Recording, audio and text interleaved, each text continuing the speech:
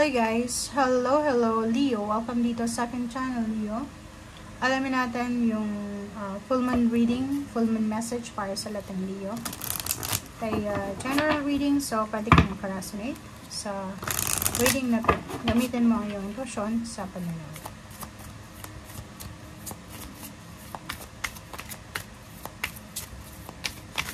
Oops, sorry. Okay, decisions, Leo. Decisions. Ang focus mo sa January nito is tungkol sa iyong decision. Marami kang mga desisyon na kailangan na i-revise. May decision kang gagawin.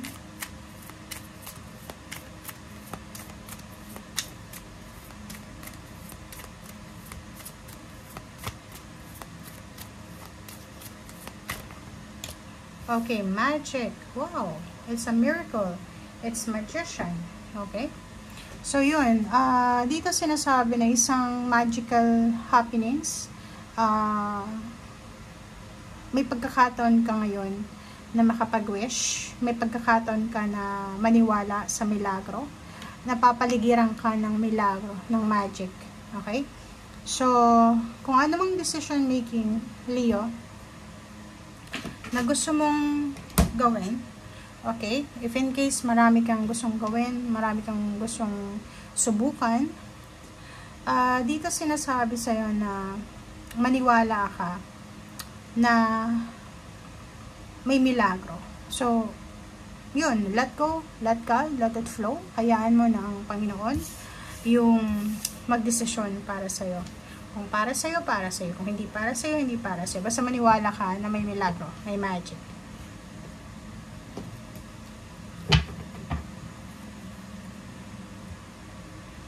Okay.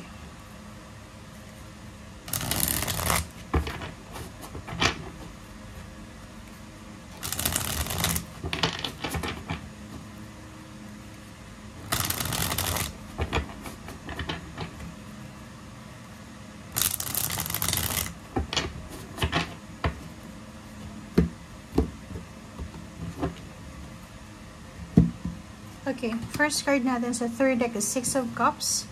Leo, maraming magbabalik sa'yo. Magbabalik yung mga alaala ng nakaraan, or pwedeng literal na maraming mga tao yung babalik sa'yo. Mga dating kakilala, dating kaibigan, dating karelasyon, mga nangyayari sa nakaraan ay posibleng bumalik sa'yo. Okay, Page of Pentacles. So, nakikita ko sir dito, Leo, na isa sa mga possible na magbabalik sa'yo is yung balita tungkol sa pera. So, if in case lang na naghihintay ka ng balita tungkol sa pera, mayroon kang gustong pagdesisyonan, ang babalik sa yung mensahe is from your previous career. Siguro nag-resign ka na sa company na yan. And meron kang balak na pasukan na bago, but luckily, etong previous company mo, siya yung posibleng tatawag sa'yo para kunin ka ulit, parang ganun. So, isa yun sa mga possible. And next is, yung mga sources nyo, saan ba galing yung pera nyo dati? Ano ba yung puhunan nyo, or ano ba yung sinimulan nyo ng tagumpay nyo? Ito yung posibleng bumalik sa inyo. Okay, reverse na Queen of Wands. So, nakikita ko sa'yo dito, may mga Leo dito na parang feeling mo, you are restricted. May mga pagkakataon siguro na ngayong January lang to, na feeling mo suffocated ka. Marami kang gustong gawin pero hindi mo magawa kasi feeling mo suffocated ka. Hindi ka free. Okay? So, High Priestess, makinig ka sa sinasabi ng iyong intuition. Makinig ka sa sinasabi ng iyong puso at isipan. And Queen of Pentacles, nakikita ko sa'yo dito na yung binubulong sa'yo ng ating universe, ng iyong intuition, na dapat mong gawin financially, gawin mo na. Hindi pa uli ang lahat. So, yun, gawin mo na. Yung Queen of Pentacles dito, hindi imposible na mahawakan mo. Dito nga yung magic, diba? Make a wish. Like yun, magsimula kang mag-wish ngayon habang nanonood ka na sana manalo ka sa loto, sana may promote ka, sana tumawag na sa'yo yung company na ina-applyan mo. Parang ganun, sana kung business person ka, sana magkaroon ka ng maraming kontrata. Parang ganun. So, yun. Wheel of Fortune, etong Wheel of Fortune pwedeng resonated ito doon sa ibang Leo na matagal na silang unemployed or matagal na silang nagsasuffer financially or even emotionally. So, kung makikita mo dito yung Queen of Pentacles, nasa ilalim yung Wheel of Fortune, sinasabi yung financial strength mo, yung financial freedom, yung financial situation mo ay posibleng magbago. Kung dati ay naghihirap ka sa pera, posibleng ngayon is babaliktad yung mundo. Nandito yung Wheel of Fortune, bibigyan ka ng pagkakataon ng universe para makapagsimula ng pagbabago at makapagsimula ka ng pangarap mo or makuha mo kung ano talaga yung deserve mo na blessings. Okay? Okay, so Four of Pentacles and Justice.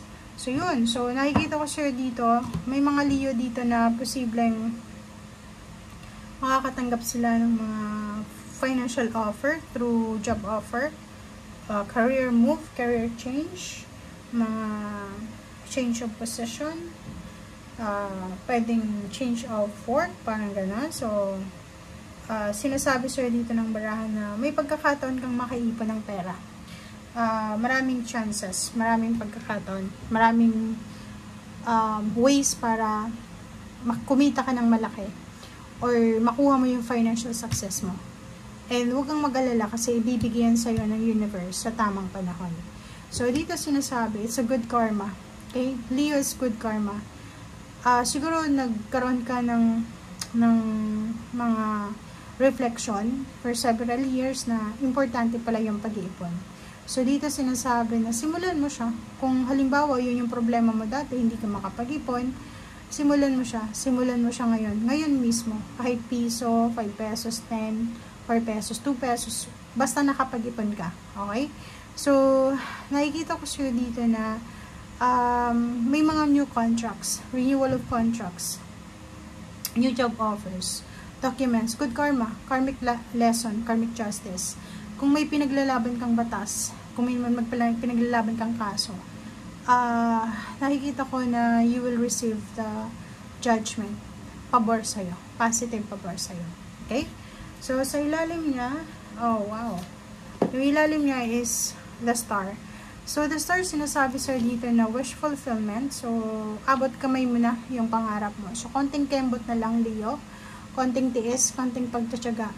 Makakamit mo na yung glory.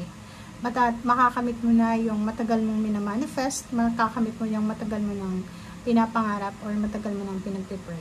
Okay? So, yun. Keep going lang. Fight. Fight for your dreams. As long as wala kang tinatapakang tao in magic, believe in magic, make a wish. Okay? Every day, napapaligiran tayo ng magic. So, kailangan mo yan. Okay? Thank you guys. Bye!